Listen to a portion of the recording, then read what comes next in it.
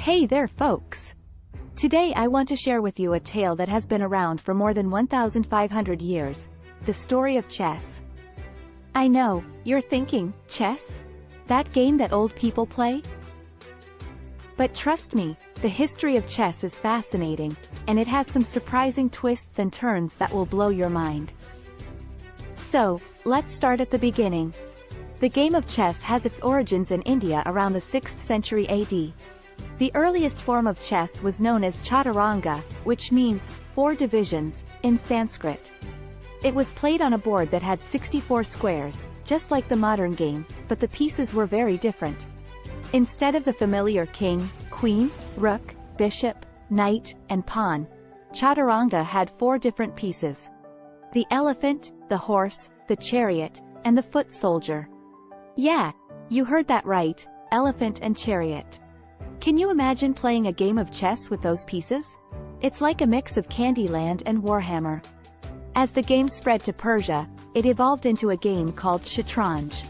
This game had many of the same pieces as chaturanga, but the pieces had different names and moved differently.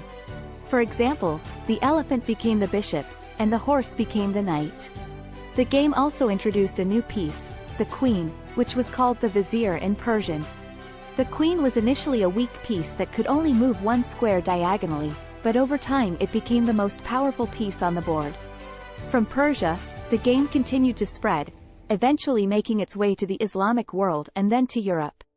It was in Europe, during the Middle Ages, that the modern chess pieces and rules were developed. The game was finally starting to resemble something that we would recognize today.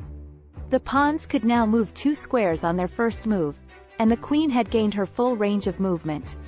The game quickly became popular among the aristocracy, but it wasn't until it spread to all levels of society that it really took off. By the 15th century, chess was the most popular game in Europe. It was so popular that some kings and queens even issued decrees limiting how much time their subjects could spend playing it. And let's be real, if you were living in the 15th century, chess was probably the most exciting thing you could do.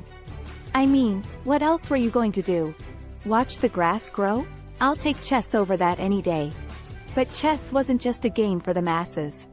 It was also a tool for the powerful. Kings and emperors used it as a way to display their intelligence and strategic prowess. In some cases, chess even played a role in politics and war. For instance, in the 16th century, a game of chess was played between the Holy Roman Emperor Charles V and the French King Francis I to determine the fate of several territories. Can you imagine that? 2 guys sitting across from each other, moving pieces around on a board, and deciding the fate of whole countries? It's like a real-life version of Game of Thrones.